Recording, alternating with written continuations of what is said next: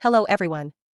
This story is about, what if God-like Naruto was able to feel other people's emotions and fall in love with Mei and Anko? Please like, share and subscribe for more. Also check the other fics I've uploaded.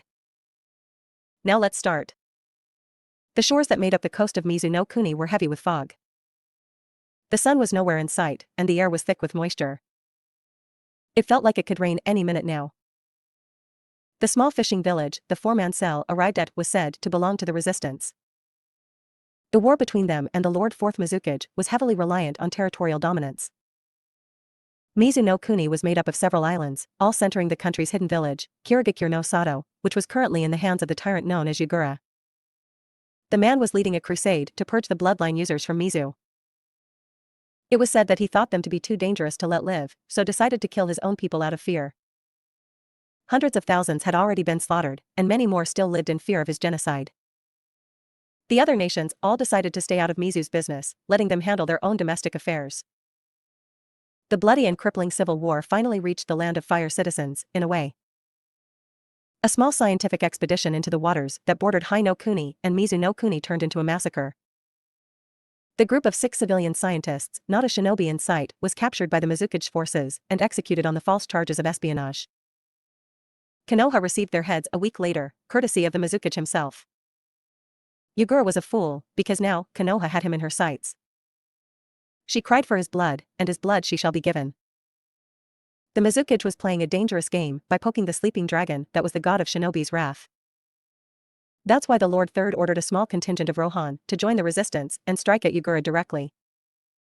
Taking a deep breath of the cold, salt air riddled afternoon air of the shoreline, Nezumi glanced at the captain of their newest assignment, Nico-senpai. The woman had long beautiful purple hair, and that was all that Nezumi knew about the cat-masked operative.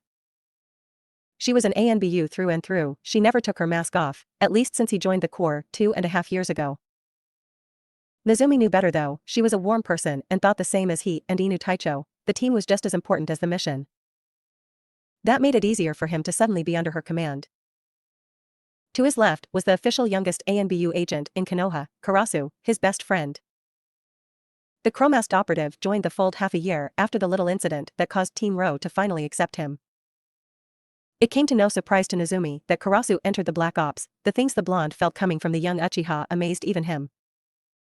He was strong, obviously, but his mind and heart made Nezumi instantly want to befriend him the moment he walked into Rohan's changing room. Being the closest to him in age was a factor too. After a few missions together, the two became quick friends and were usually paired together. Team Ro had been a little more accepting when the 10-year-old joined, after working with an 8-year-old juggernaut made sure they'd never judge someone by their age again. Crouching next to Karasu was the newest member of Rohan, Saru. It was strange, first Karasu, and now Saru called him Nezumi-senpai. He was too embarrassed to refer to them as Kohai though, he was only 10 now.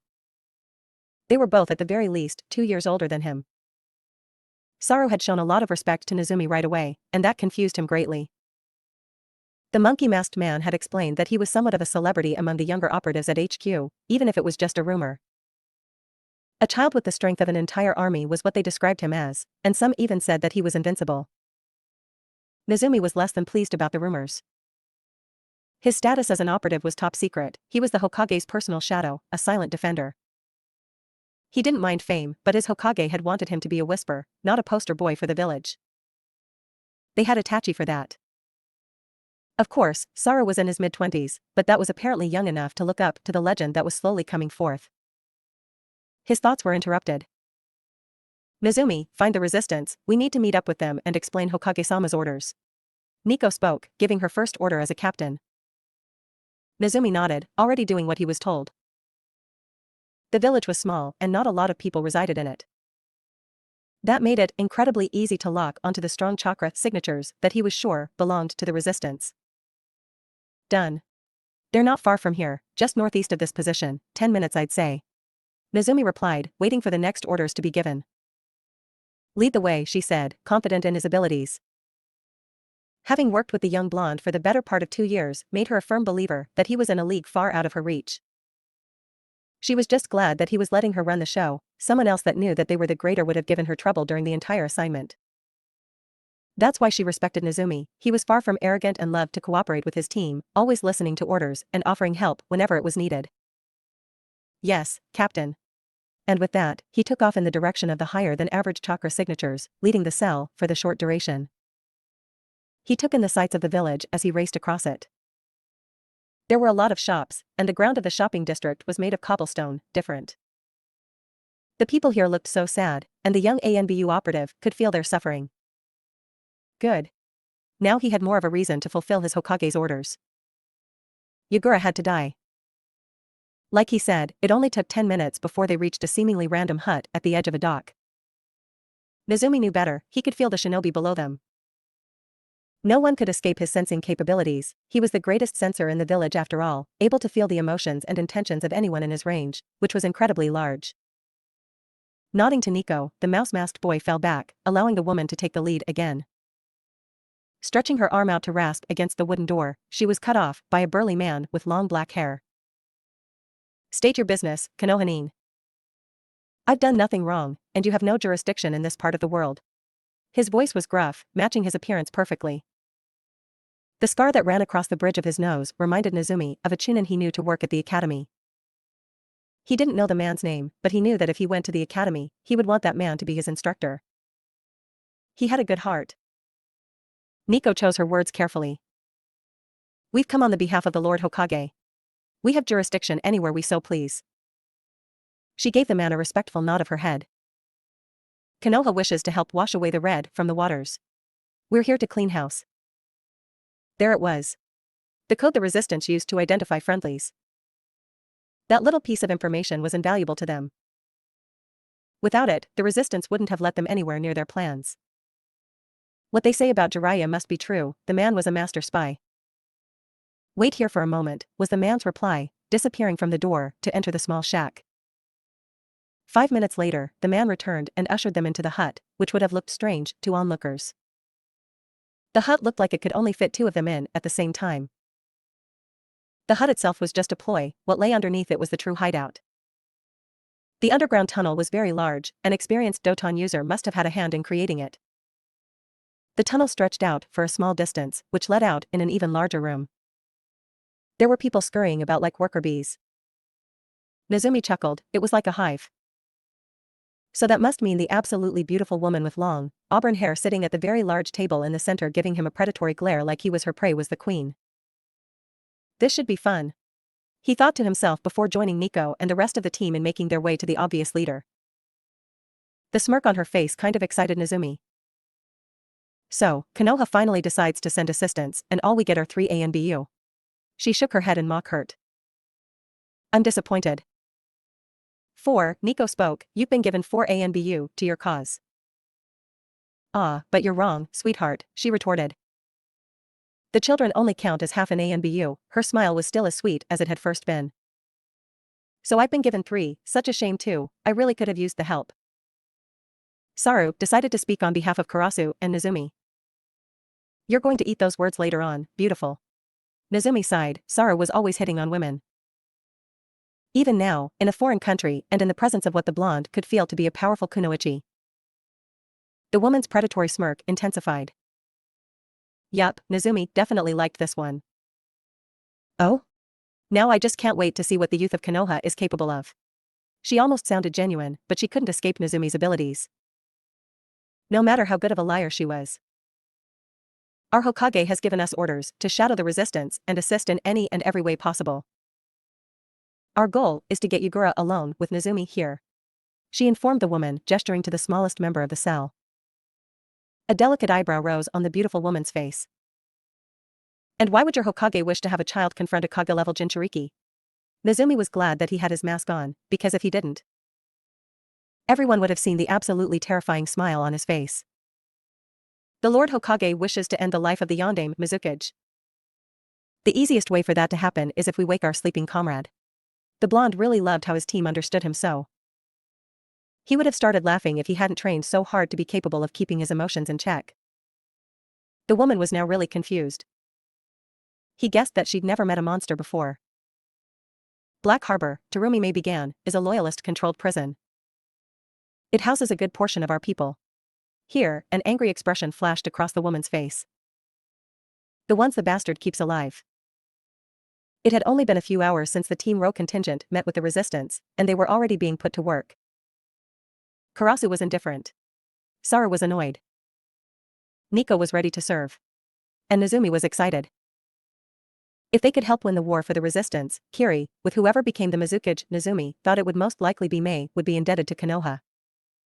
He was going to have a hand in creating a peaceful alliance for his home and Kiri.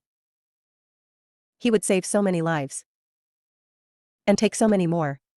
It was a win-win situation. You want my team to, what, pull off a prison break? Nico asked. She didn't see how this would help them any. Yes, that is exactly what I want of you and your little team. Nezumi could feel that Nico didn't like Mei too much. My top general went in to find information on the whereabouts of Yugura's top weapons manufacturing buildings. The green-eyed woman brushed a stray hair back into one of the 4 bangs that framed her face. I was planning on sending 3 of my teams in, but if what you say about the 2 kiddies is true, then I haven't the need to, now do I? Nezumi could understand why she wasn't Mei's biggest fan. She kind of came off as arrogant, but maybe that was just because she didn't know them all that well. Nezumi wanted to chuckle again, he could play that game if that's what she wanted. No. The smallest out of the Konoha ANBU said, looking at Nico. Let me go in alone, Captain.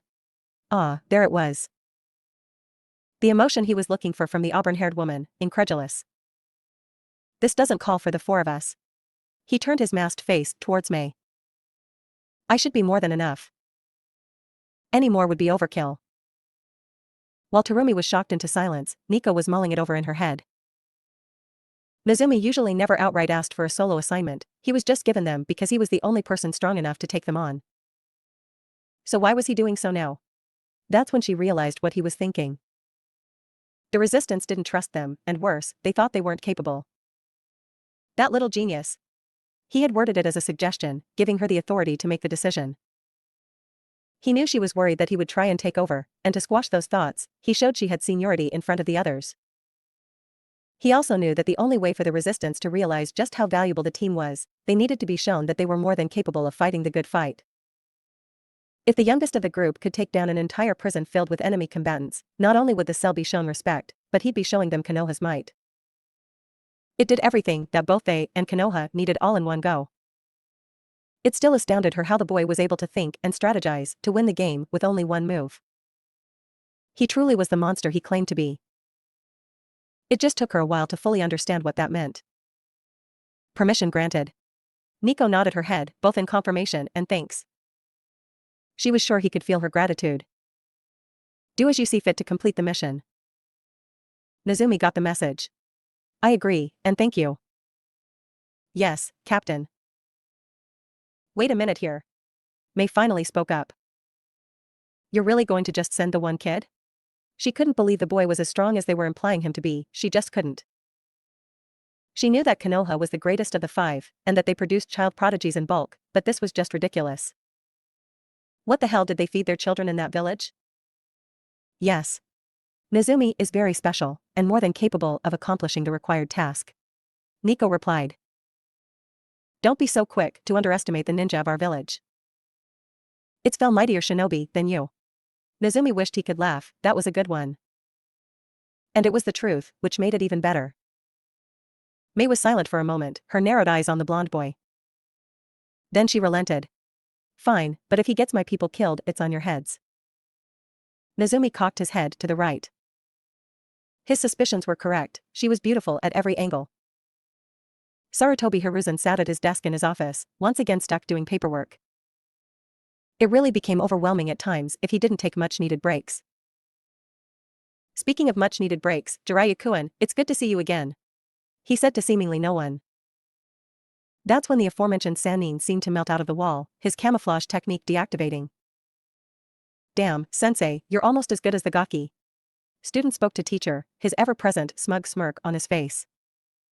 You can't fool me yet, Jiraiya, I taught you everything you know after all. The Sandai made a pouting face. Besides senjutsu. The Sannin roared with laughter. That expression you made doesn't belong on the face of the Hokage, old man. Hiruzen Mock glared at his pupil. Careful, Jiraiya-kun, you're getting pretty old yourself. The sage's laughter immediately stopped. Great, was he really a geezer now? Whatever. Jiraiya mumbled. Where's the gaki? I've got some time before I need to head back out. The white-headed man leaned against the Hokage's desk. Thought I'd get a little training in with him before I leave. Hiruzen shook his head. Naruto-kun is out on a mission, he won't be back for some time. He informed his former student. Jiraiya sighed. Another one? He asked. Do you ever give the kid a break? It was true, Naruto was always out in the field, probably more so than he was in Konoha. His mission count was off the charts, and he hadn't failed a single one yet. He'd been virtually everywhere the elemental nations had to offer, and that was a year ago. His success rate was 100%, something no other before him had accomplished. Jiraiya didn't know if he should be proud or nervous that Minato's son was already able to whip his ass in a spar. Naruto was a true prodigy, a genius among geniuses. He had surpassed many of the world's most powerful men and women by now, and he was only 10, nearing his 11th birthday. He shared the Sandame's worries of what the young Uzumaki would become in the near future. Hopefully he would stay the same, a loyal Konoha patriot. He enjoys what he does, Jiraiya. The Sandame said, rubbing his temples with his thumbs. He gets restless if he doesn't serve. He finished. I guess. The Toad Sage mumbled. So, what are you having him do this time? He asked, curious of what the blonde was up to. The tales that he would hear from the Jinchuriki were the stuff you'd tell your children at night. Knights saving princesses, heroes slaying terrible beasts, and, his personal favorite, when the boy got the girl. That was a toned-down version, of course. You couldn't tell your child someone their age was killing and slaughtering his enemies en masse, or how that same child was performing things that could make even grown men sick. And he never really got to the girl, he'd just sometimes receive a thankful peck on the cheek or forehead. But Jiraiya digressed. I sent him to Mizuno Kuni. Hiruzen replied. I'm having him deal with the little problem over there. And by little problem, you mean the civil war, don't you? Jiraiya asked. So nothing too different then, save a country and kill off a repressive tyrant that's gone mad with power. His deadpan was barely concealed. That sounds just peachy. Hiruzen nodded. Indeed. I'm glad you understand. Jiraiya sighed. He really missed his godson. Nezumi now understood why the prison was called Black Harbor. The walls that encased the prison were made of some sort of black material that could withstand several high-ranking ninjutsu, or so Mei would have him believe. Yugura made sure that his prisoners of war had no hope of escape. Take away a person's hope and they might as well be dead. Walking husks of the people they used to be was not a life worth living. The black material was the reason why the prison was so hard to break into. And this so-called impossible feat was what Nezumi was tasked with completing. He first needed to break down the almost unbreakable walls, storm the prison, free the prisoners, and then find and escort the Seiyusan back to the base. It was either that or sneak in and do everything covertly, but Nezumi decided to send a message to the Mizukage. We're coming for you. Signed, your friendly Konoha 10-year-old. Taking a moment to pull in the natural energy around him, the change of his eyes from blue to gold marked his entering sage mode. At first, Erosenin was astounded that he could enter the enhanced state so quickly, it only took him 10 seconds now. Jiraiya had explained what it was like for him to draw in the world's power. For him, it was like he had to open a door, and then actively pull the chakra in. Nezumi then explained that it felt somewhat similar for him. It was like he had to open the door, but instead of having to consciously pull the energy in, it would instead feel like the natural energy rushed through the door. Excited to be reunited with him again. He inspected the structure for a moment, and then decided to just hit it with one of his more powerful techniques and hope for the best. He was almost positive the walls would fall, nothing should be able to withstand his sage dust techniques. Raising both of his hands into the air, he began to shape natural energy into a tangible form. He was sure that the prison guards knew he was there now if the high-pitched alarms that started going off were anything to go by. It mattered not, he was going to complete his mission. The energy took the shape of a giant golden-shaped warrior that formed around the blonde. He didn't know it at the time, but he was in a way recreating a very rare and powerful Uchiha technique. However, instead of invoking the fabled Susanoo, he called forth something much more befitting a person of his mindset. Bishamon. Nezumi whispered, his voice only heard by the wind. Come forth, so that I may bring about justice to those who would deny the laws of our freedom. With those words said, the spectral, molten gold warrior fully materialized. His full body armor and famed spear present, depicting a much more savage and terrifying visage of the god of war and justice. The spear was held in its left hand. Nezumi needed his right for what he was about to do. Bishamon was topped off with a fiery gold halo, which oddly enough only appeared every other time he summoned the guardian. It briefly passed through his head that he was waking up now. Naruto was who he was at this moment, so he took his mask off even though both Inu Taicho and Hokage Gigi kept telling him to stop that bad habit and gave the world a smile and greeting. Uzumaki Naruto, the monster, was awake. He let his arms fall to his sides, he didn't need them anymore. Bishamon did what his mind commanded. He took another second to take in a deep breath, basking in the salt-smelling air. Then, he released his might upon Black Harbor. Senpo, Kami no Mijaite, Sage Art. The right hand of God. He shouted, and within the span of 5 seconds, he rushed the prison walls, let loose the devastating technique. And the black barrier came crumbling down like it was a house of cards. The image of Bishamon smashing his right fist into anything brought a happy smile to Naruto's face, which in this case didn't matter, because he was already smiling at the world. He could hear the terrifying screams of disbelief within his target, and they only excited him more. Dropping the golden warrior, Naruto became incredibly faster, nothing but a yellow and gray blur to the men and women that made up the prison detail. His kunai met many throats in one go, and he was happy that there was so much more left. He unsheathed his tanto, intent on cutting down the 3 men who were preparing a Suetun technique. Before they could reach the last hand seal, he was at their backs, the thin blade piercing flesh. With a single slash, all 3 men fell, gone from this world.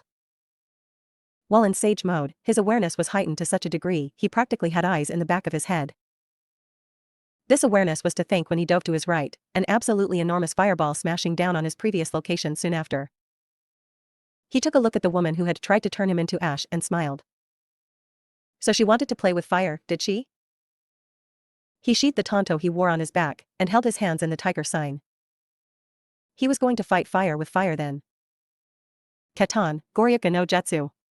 He bellowed, and brought forth a giant dragon-headed fireball that raced at the woman with intent to kill. Her screams were all the confirmation he needed.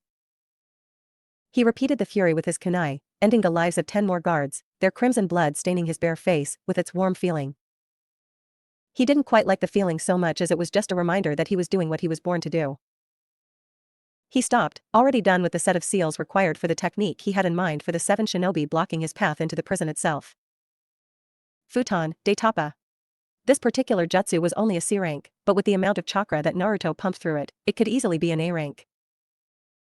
As proven when the 7 shinobi, stupid enough to block his entrance, were cut down with the hurricane force winds that were forced upon them. He was now inside the bleak prison, time to find the control room. For minutes and several well-timed Rasengan later, he really needed to thank Jiraiya-sensei for teaching him the Lord Fourth's personal jutsu again. It was one of his favorites now, and he made it to the room he could free the prisoners from. He was disappointed. The enemy was far from satisfying. Ao was spending his time like all the other prisoners at Black Harbor did, miserably. The staff didn't allow them any pleasantries, they had to sit in their cells and rot. The ex-Hunternin was surprised that they remembered to feed them. That in and of itself was a small miracle with the amount of attention they paid them. He had been stuck in this hellhole, called a prison, for far too long. He hated himself now for volunteering for this stupid mission. He was just terrified when Mei-sama would mishear him and threaten to take his life. That had been why he volunteered. He had commented on how young the shinobi of Kiri were looking nowadays, and how he remembered back in his day, when he was young and not so old looking. That you'd rarely see someone so young make it into the ranks of the village.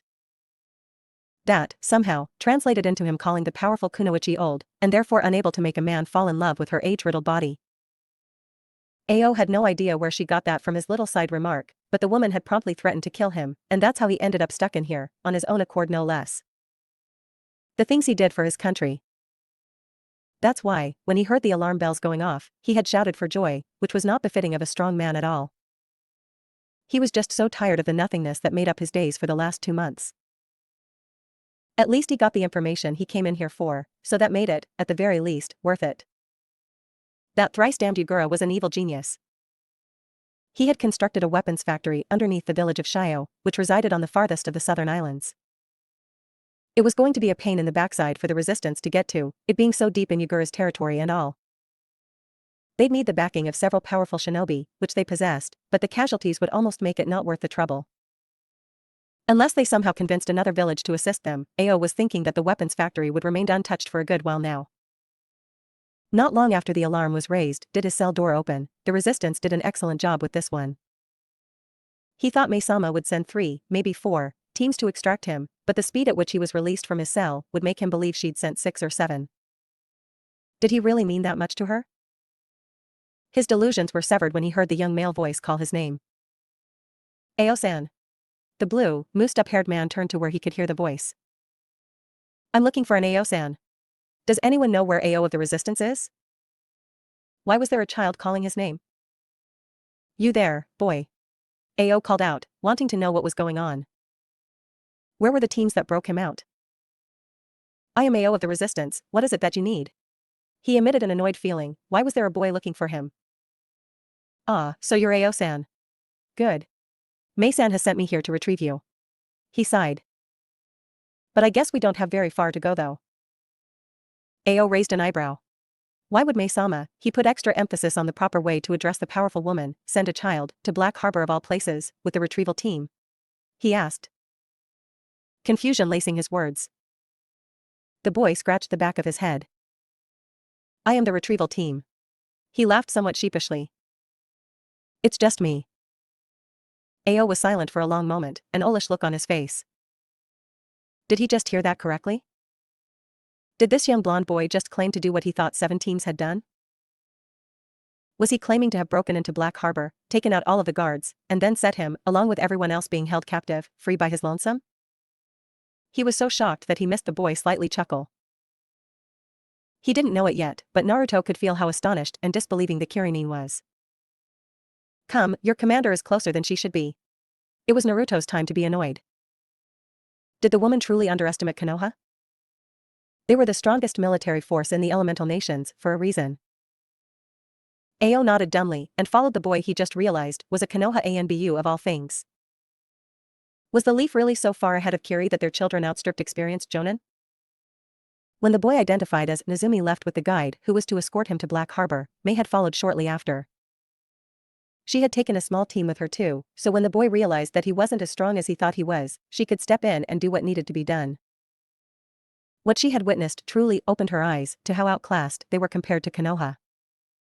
The blonde had first whispered something that no one present could hear, and that's when that thing showed up. She wasn't a very religious person, but even she knew of the god of war and justice, and when she saw the child, if he could still even be called one, not only summon him, but command him, she had been terrified. One strike from the golden god collapsed the unbreakable walls, and that's when the boy began his massacre. The first batch of shinobi that he encountered was run through like butter with a simple kunai. He had no trouble at all, it seemed, with nothing more than that. Then he had used the tanto strapped to his back to cut down 3 guards so quickly even she couldn't make it out. When she saw the giant fireball crashing down on him from his blind spot, she had thought it was over. That's when the boy dove out of the way. Apparently, he didn't have such a thing as a blind spot. The dragon-like head he spit at the woman responsible for the flames that almost toasted him was all it took to end her life. Mei couldn't believe that a child was so good at killing. And the smile on his face while he did these things unnerved her. He then went back to a simple kunai, to the throat method, taking out at least 10 more enemies.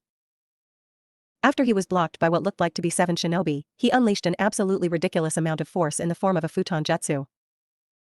When he had entered the prison, all she could hear were the screams of the men and women that made up the prison guard and small explosions. She saw all of the prisoners, some she recognized, some she did not, fleeing the carcass-covered grounds of the confines. Shortly after, the blonde, alongside Ao, made their way right for her. She wasn't surprised he knew, she wouldn't doubt the boy ever again. Team Ro had earned her absolute respect. Before the two could make it to her and the few shinobi she took with her, the boy stopped and turned, telling Ao something she couldn't hear. When her general nodded a bit confusedly, she didn't know what to expect next. Ao made it to her and saw her confused expression. He said he didn't like the prison. Ao whispered. So he's going to raise it to the ground. He finished, somewhat hesitant of his own words. At that moment, the whisker-faced boy, which she now found to be both adorable and frightening at the same time, brought his arms into the air once again. The gold substance that his last attack was made of formed again, and with a shout of 10 May. Black Harbor was flattened out of existence by a huge beam of golden light from the sky. Terumi Mei had just witnessed the most terrifying thing in her still young life. She had seen a child of Konoha, no older than 10, she guessed, completely decimate an enemy stronghold by himself. She'd remember that day for the rest of her life. That day, she had witnessed it. The might of Konoha. When Mei returned to where Nico and her team were on standby, the young blonde that accompanied her was now Nezumi. He'd had his fun. It was time to put the mask back on and act like he wasn't a monster.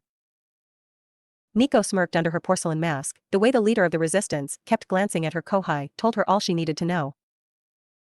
The woman had witnessed, with her own 2 eyes, the power Konoha had at its beck and call. Good. Now they'd pay attention to what her and her team said. Ah, the benefits of knowing a monster. I take it Nezumi was more than efficient in proving that you have been given 4 operatives who are more than capable of fighting the Mizukage forces. Nico said somewhat smugly. Having Mei actually say that her kohais were only worth half an agent really bothered her, and to see how the woman reacted to Nezumi's actions made her feel more than a little smug. Nezumi knew as much, even without his abilities, to feel others. Her tone said it all. Ah, the benefits of being a monster. Indeed. Mei finally said reluctantly. I'll make sure not to underestimate you or your team again. She bit out. You have my word. The woman actually looked to be in pain, sorry. There. She said it, now it was time to move on and forget it. She would be hard-pressed to admit that she was wrong and apologize to a Konohanin again. She loathed having to do it a first time. Apology accepted, Mei-san. Karasu replied with a respectable nod of his head. You didn't know if you could put your faith in us. Wow, this was the most the auburn-haired woman had heard the black-haired boy speak the whole time he'd been with the resistance. Now you know you can. Mei nodded slowly. Having children talking to you like they were adults would take some getting used to, if she could ever get used to it. Really, what was that village feeding its youth? Did your general get the information he was tasked with recovering? Nico asked, wanting to know if Nezumi had been used for nothing or not. For the purple-haired woman, breaking people out who were already defeated and imprisoned wasn't the best way to spend their time. She hadn't planned to spend too horribly long in this war-torn country. She had a special someone waiting for her at home after all. Yes. A blue-haired man finally spoke up. The factory is underneath Shio. Ao revealed. That bastard stuck it somewhere impossible for us to get to without losing too many of our own. Mei's fist hit the earth-made wall. Damn it. She all but snarled. He really doesn't want to lose that damn place. She ran a hand through her long hair and sighed. We really needed to hit that base. It's our greatest way to cripple his armies.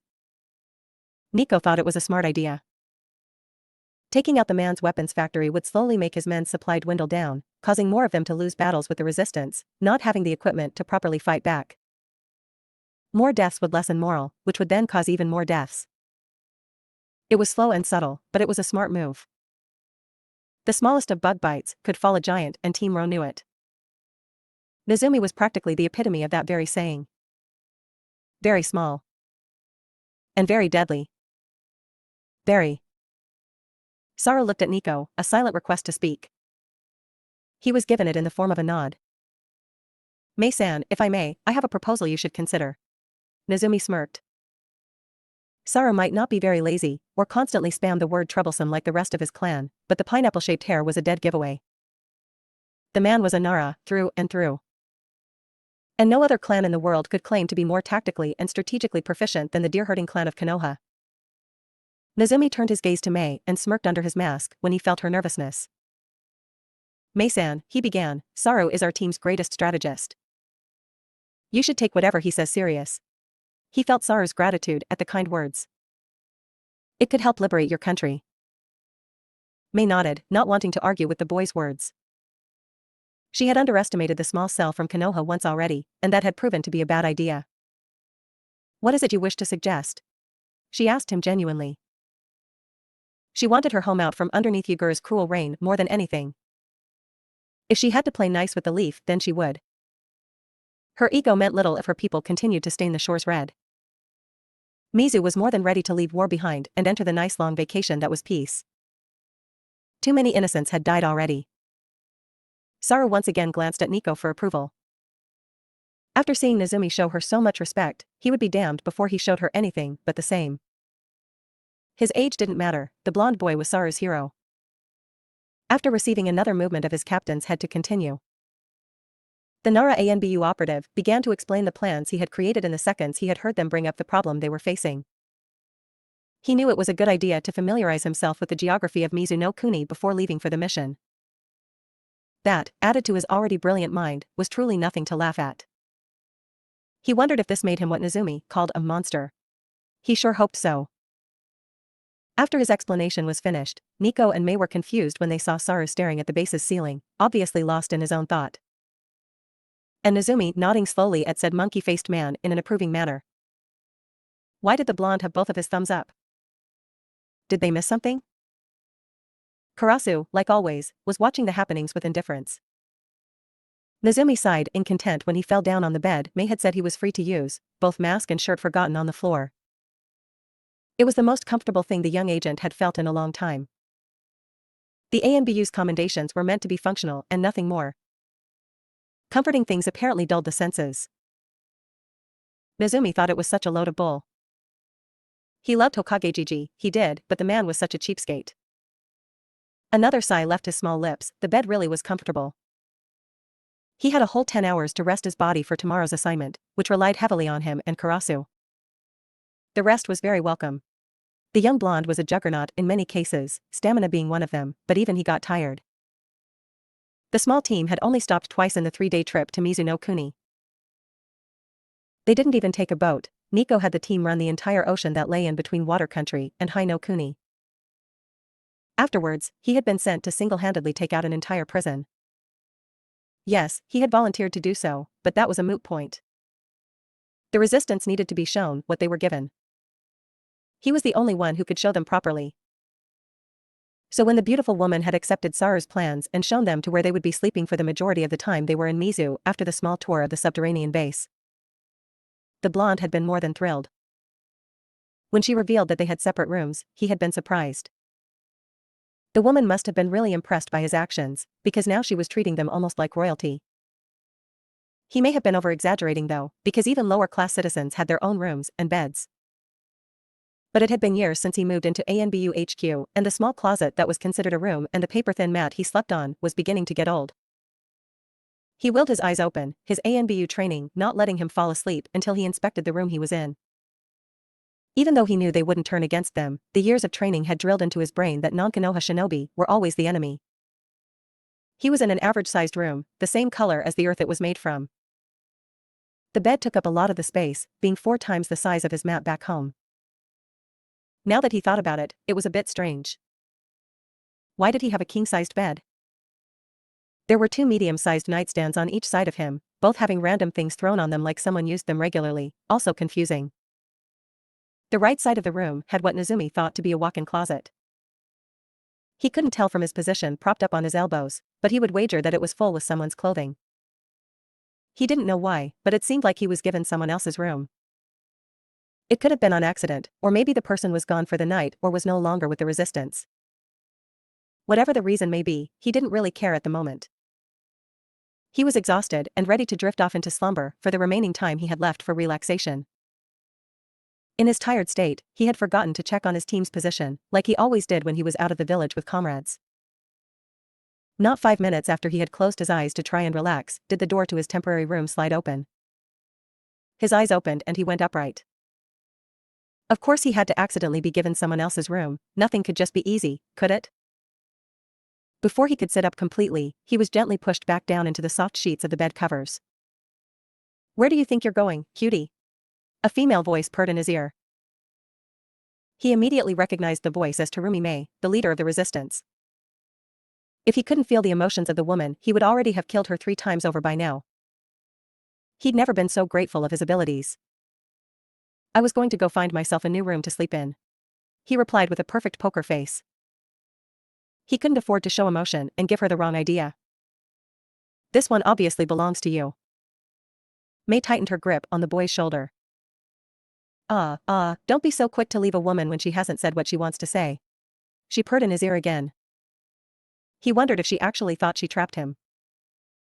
She had to know by now that he was stronger than her, in every way possible. It's just rude, she added after he was silent. Her body and warmth did feel good. He may only be 10, but he was still able to admire the female body. It is a wonderful thing after all. And what is it you wish to discuss, Mei-san? He asked politely. He knew how to keep calm and collected, even in a situation like this one. He tried his best to ignore when she pressed her substantial bust against his chest sensually, their faces so close he could feel her breath hit his warm flesh. You seem to be a very mature young man, Nozumi-san. She replied, adding the respectable honorific to his codename for the first time since his arrival. You must have been with a woman by now, even if you are so young. She continued, now rubbing her chest against his. Am I correct? She asked, giving off the feeling that she thought she was right. You would be wrong, Mei-san. He eventually said. I am still very much a virgin. He added clinically, talking like he was speaking about the weather or something else just as unimportant. The woman's purr was absolutely sensational.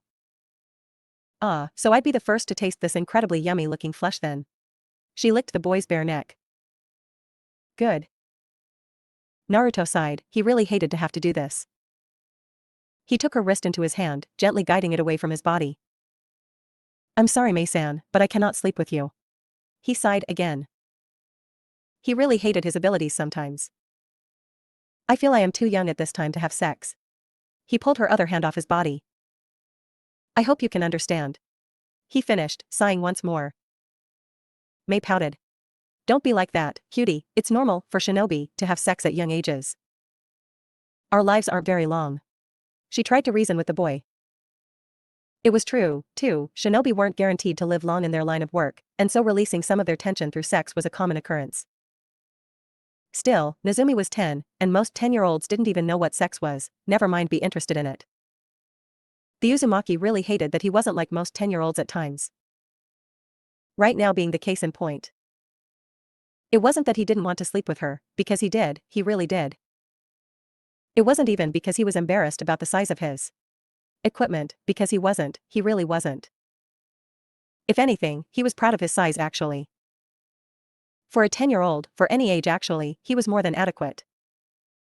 He didn't know that he had his Uzumaki blood to thank for that not-so-small gift from God. It really only came down to two things, one being the main reason for his refusal of sleeping with the beautiful woman. The first and less important reason was that she was still a Kirin, even if she was trying to bring the current Mizukage down. That didn't really count though, Yugura was an ass who needed to die. The second and most prominent reason was the obvious one, his age. He had no childish thoughts about the act. He knew exactly what it was and was curious about it ever since he first understood what it was many years ago, which is why he was hating his abilities at the moment. He just didn't really want to lose his virginity at 10. It was just a personal preference, was all. I know exactly what you mean, Mei. He left the "Sam" part out of her name. They seemed to be very personal at the moment and weren't in the presence of others. If I was a little older, then I would have happily taken you up on your offer. He tried to reassure her. He could feel her disappointment. If it's about your size, then worry not. Mei started, reaching under the covers and his pants at the waistline. There are plenty of other ways to pleasure someone, size doesn't matter all that much to me. She was telling the truth, Nozumi could tell. I won't tease you, I dash. Anything she was about to say was cut off when she had the surprisingly large manhood that belonged to the boy grasped in her hand. Okay, that's just not fair. The auburn-haired woman thought when she recovered from her shock. Nozumi did chuckle, this time. Yup, he really was a monster, through and through. He again grabbed her arm, taking her hand out of his pants and releasing her grip on his member. That's not what I'm worried about. He said rather smugly. The look and feeling of shock and disbelief on her face was completely worth letting her grab a handful of what was between his legs. I honestly think that I am too young for sex. When he felt that she finally believed him, he was relieved. He didn't want to offend her. She wasn't the reason he didn't want to have sex. He just wanted to wait before he started that chapter in his life. Her next pout was genuine. After knowing what the boy was packing, he couldn't really blame her. Such a shame. She sighed, getting out of the bed and walking into the closet for a moment. I really was looking forward to getting to know you better. She called out from the closet. She walked out a short moment later in a rather revealing nightgown. "Oh well, I guess you can't have everything you want," she said softly, slipping into the covers next to him. Before he could get out from underneath the covers to leave the room and look for another place to lay his head, slim arms wrapped around his torso, pulling him into their owner's embrace. Mei," he began, slightly confused when the woman's legs wrapped around his own. She was successfully spooning him now. "What are you doing?" He didn't mind it too much, he just didn't appreciate being the little spoon. "You said you didn't want to have sex with me," she began. "And I respect that, I do," she continued. "But if you think I'm going to spend the rest of the night alone after feeling your warmth, you're sadly mistaken," she finished with a happy smile. Nezumi had the same smile on his face. He would be okay with that. Having someone to sleep with, actually sleep, was always the best way to do it. The warmth was a constant reminder that you weren't alone. The blonde had only shared a bed once before with a client he spent the night with in a cave 3 months ago. They had been forced to take shelter for the night and the teenage girl had asked him if she could share a bedroll with him. He could feel that she was scared and was only seeking warmth and company, so he had given the girl what she wanted. He found he rather enjoyed it. "And in case you decide you want to take my body in the night, feel free to do so," she purred into the back of his neck. "Please," she added in a sensual manner, causing the boy to shiver. Damn, she found a way to get at him. He needed to find a way at her now. He smirked, she really didn't know what she was getting into. He was a monster, but he was a pranking god as well, and he knew a challenge when he saw one. Let the games begin. When Nico had woke up next to both Karasu and Saru in the small room the resistance gave them for their stay in Mizu no Kuni, she had been slightly sore. The room was very small, just barely able to fit the three of them. She didn't know where Nezumi had spent the night, but she wasn't too worried, the boy could take care of himself. Her only real problem was when Saru's hand not so accidentally landed on her body during the night, near her chest region. That pervert. She didn't mind sleeping next to Karasu, the young boy she knew to be an Uchiha. Everyone knew who he was a perfect gentleman, allowing her to take the bedding with the most padding. Saru, however, was a different story altogether. She didn't like sharing a sleeping area with him at all. She didn't need to be up so early, she had another hour before she needed to get up, but she was always an early bird. She liked to get up and train a little in Kenjutsu, just like Hayate-kun had told her she should, even if she was in another country. When she made it to the training grounds, Mei had shown her and the team the previous night, she wasn't at all surprised to see Nezumi, now clad in full ANBU gear, there before her. What did surprise her was that he wasn't alone. One Terumi Mei was currently sparring with her youngest comrade. From what she could tell, it was taijutsu only, but like everything else the boy did, he was the dominant one. To the auburn-haired woman's credit, she was holding her own pretty well. She was keeping up at the very least. That just showed that the woman was as powerful as they said she was. She went blow for blow with the blonde, but Nico could tell that he was holding back, quite a lot, too. Mei obviously wasn't going all out either, but she was trying harder than the boy just to keep up. She could see the woman's playful smirk, she was enjoying the spar a little too much. What exactly happened while her kohai was gone during the night? She had the feeling that if he didn't have his mask on, she'd see the same playful look on Nezumi's face. Why were the two so chummy? A right jab from Mei was blocked and then used against her to throw the woman to the ground. It was a clean and precise move, executed perfectly. What came after it was not so professional. The boy actually straddled the powerful kunoichi and bent down so that his mask was dangerously close to her face. Words that Nico couldn't hear were passed between the two, causing the woman to actually blush, and then squirm out of his grasp. It was for naught though, his physical strength far surpassed hers, and she was firmly stuck. The temporary Rohan captain could hear the boy laugh before he let her out of his intimate hold. She coughed to announce her presence, which she knew was not necessary. With the boy's sensory capabilities he knew where everyone in the whole base was, but she did it anyways.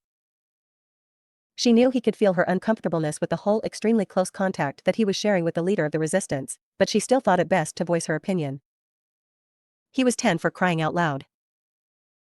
Before she could open her mouth to say anything however, he glanced over his shoulder at her, giving her a silent warning that he knew she would receive. I'll follow your orders, but do not forget who I am. Message received. Nico's mouth firmly shut, not wanting to risk her command for something she really had no say in. Nico Taicho, Nezumi-senpai. She heard Saru greet them as he walked into the training room. She had never been so grateful to see the perverted Nara in her life. "Looks like we all got up a little early then," he said, Karasu walking in shortly after the words left the monkey's mouth, giving everyone present a respectful nod of his head in greeting. Nezumi gave Karasu a nod in greeting of his own. "It would seem so," the blonde replied, now standing at a proper distance from Mei. He had let Nico see their close and friendlier relationship only so that the team's captain knew everything that she needed to know. He wasn't going to give her any details, not only because there wasn't really anything to give, but even if there was, it was none of her business. What he did in his private time was his and his alone to know. His age aside, he was considered an adult by shinobi standards, having become one the moment he was assigned to the ANBU. He didn't really want the others to know though. Karasu would most likely not care, but that was beside the point. He and the Uchiha liked to keep their private lives private. Sara was the one he didn't want to find out. The man would never let him live it down, and he was positive the rest of Team Roe would know of his conquest, which wasn't the truth, shortly after the Nara caught wind of it. He had no delusions that his team wouldn't believe he turned down someone like Mei, so he decided to keep it quiet. "Well," Mei spoke up, picking up a towel and handing it to Nezumi. "I'm going to go wash off." She then took her own towel and wiped off the sweat from her brow. She bent down and whispered into the blonde's ear, so that only he could hear her. "If you'd like to join me, you know where my room is." The woman was trying to mess with him again. Nezumi smirked under his mask. "Sounds wonderful," he whispered back, enjoying her surprised pause. "I'll meet you there in a few minutes," he added, feeling both her shock and excitement. He was looking right at her, but his face mask was blocking his mischievous smirk. It took her a few moments, but she finally realized that he wasn't being serious. Damn, he had gotten her good that time. He was obviously more skilled in the art of subtle, or maybe not so subtle, teasing. It was a good thing she liked the boy. If any other man tried to speak to her the way he now did, she would have melted his face off with her yoton. Or so she told herself. Denial was something she didn't have much experience with. She, deep down, knew that she could never harm the boy, even if she wanted to. He was on a different level than anyone she had ever seen before. Mei gave the blonde a look that said he won this round and walked away, making sure to sway her hips more than necessary, which both Nezumi and Nico didn't miss. That woman is hot with a capital H. Apparently Saru didn't miss it either. Karasu chuckled lightly. The Uchiha knew who that little display of provocative walking was for. It didn't surprise him either. Nezumi was just the kind of person that people of all ages liked, in more ways than one.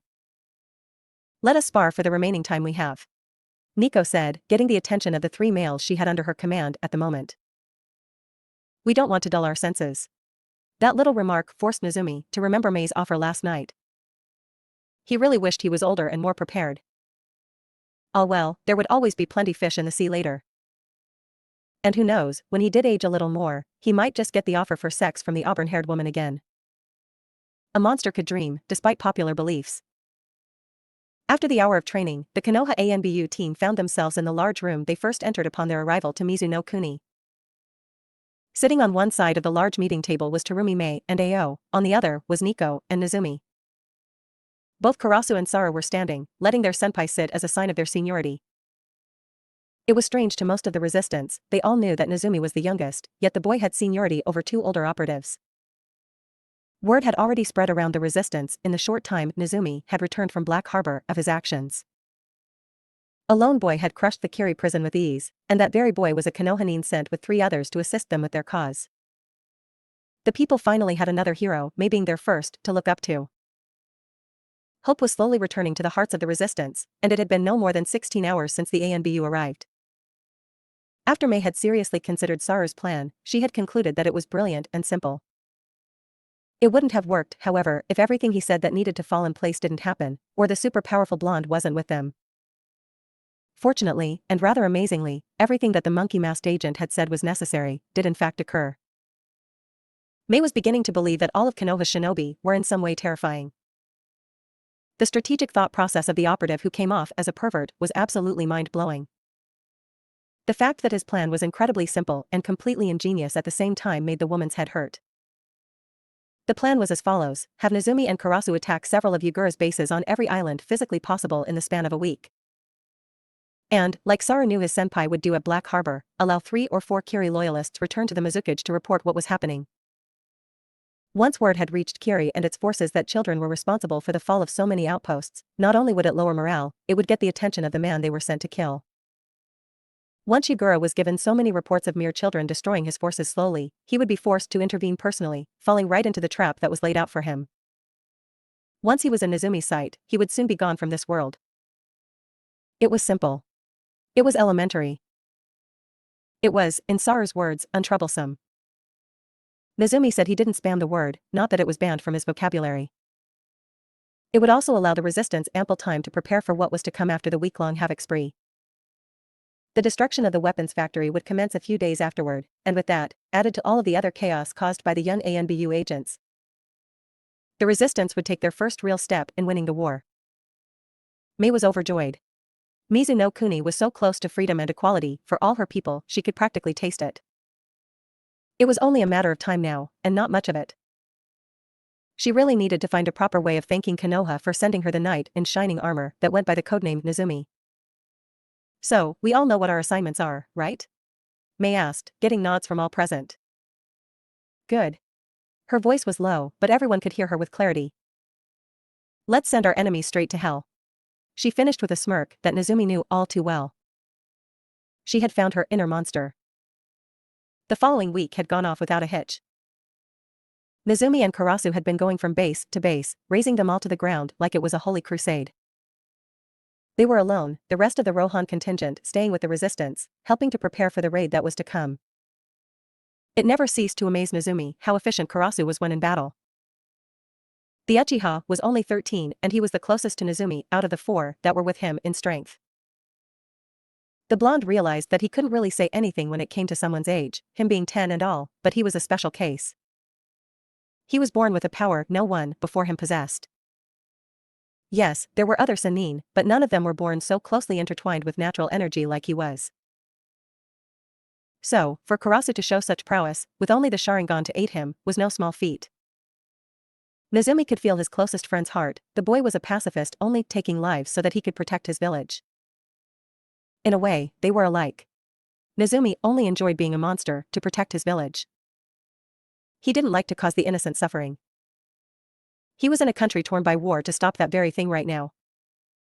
He didn't like to hurt the weak or helpless either. He only enjoyed killing when the men and women he killed deserved it. People like Hyuga, whom he was planning on adding to his already large and still growing body count. Where they differed though, was that Karasu never enjoyed killing ever. He only did so as a means to an end. He knew the act of killing was an important factor in a shinobi's life, and he dealt with it instead of complaining. There were only a handful of shinobi that the Hokage could trust completely to do anything he ordered unconditionally, and Karasu was one of them. So they traversed the islands that made up Mizu no Kuni, bringing down to the ground any Kiri bases they could find. With Nezumi's extremely large sensory field, it was uncomplicated. Actually taking out the bases was like child's play. Without Karasu, Nezumi could have brought them down almost effortlessly. With him, the blonde almost felt depressed at the ease they were able to finish their task. Mei was telling the truth when she described the Mizukage plan for overwhelming the resistance. Team Ro had been told that much of Yugura's armies were made up of very, very green genin. The man with questionable sanity had been promoting unready aspiring shinobi, the kind of people no sane Kage would ever let into their ranks, to genin so that he could fill the empty spots the resistance made in his forces. He was giving weapons to men and women, boys and girls, who had no business being a shinobi in the first place. They couldn't even use them properly for God's sake. It was sad, and it angered Nezumi to no end. The kind of person it took to send his people in the slaughterhouse like cattle was the kind of person that the young ANBU agent loved to kill. His Hokage knew of this as well, and the wrath that was the god of shinobi was already in Mizu no Kuni, in the form of one Nezumi-masked ANBU operative. The man never should have touched a High no Kuni citizen.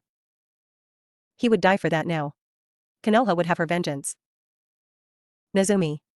Karasu suddenly spoke. This will be our last target before we have to return. He finished, his voice only audible to the blonde. Even though they were friends, the two hardly ever shared words. It was like a silent friendship, each knowing what the other thought of them. In Nezumi's case, he actually did know what the Uchiha felt.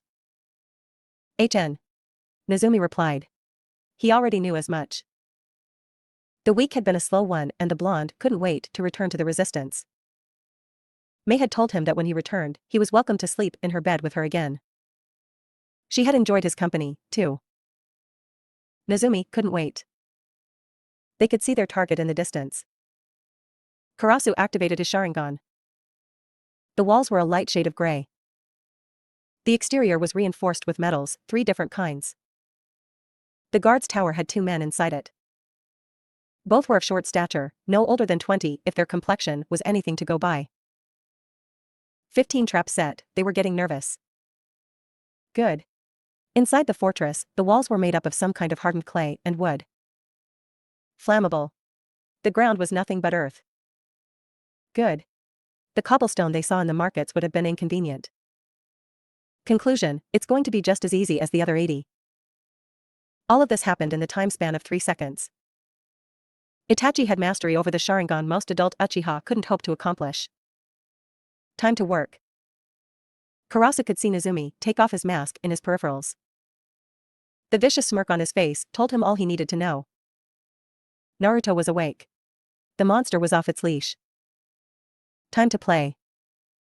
You two were able to take out 81 bases in a week. Ao sputtered unintelligently. He was stricken with shock and awe. That many bases would have taken the resistance months to complete. These Konoha ANBU were terrifyingly effective. Correct, Ao-san. Karasu replied. 81 Kiri-controlled outposts are no more. He clarified, the man's facial expression slightly amusing him. Nico gave a short nod. Good. Now that we're so close to being ready to hit the factory in Shio, all of this should be finished up within the next week. It couldn't happen too soon either. She really missed her boyfriend. Yes. Mei sighed contently. And Mizuno Kuni will know war no more. The huge, heartwarming smile on the woman's face even made Nezumi smile. He was glad that he could help these people out in their time of suffering, they deserved it. When the blonde thought about it, he realized how absurd it all was. A monster was the hero, setting a land free and saving its people. All well, nothing about him was normal, might as well live in irony. Mei-sama. A woman Nezumi didn't recognize appeared from the entrance of the hideout. A man is here claiming to be Jiraiya of the Sannin. The woman reported. He's here to speak with the Konoha ANBU.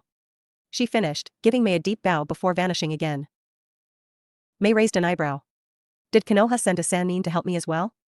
She asked Nico with an incredulous expression. Nezumi thought he felt his fellow sage. It would seem so. The blonde replied for his captain, already making his way to the entrance. He hadn't seen his sensei in a long time now. Are you sure it's him? Nico asked, also confused as to why the Hokage would send someone as renowned as the legendary Toad Sage to a place such as this. The man may be the most perverted human being alive, but he was still shown the highest form of respect, even from women at times. He was a hero, an extremely powerful and, at times, wise man who helped in the last 2 great shinobi world wars. It's him. Nezumi said excitedly. I'd recognize my old Ero-sennin anywhere. Mei giggled.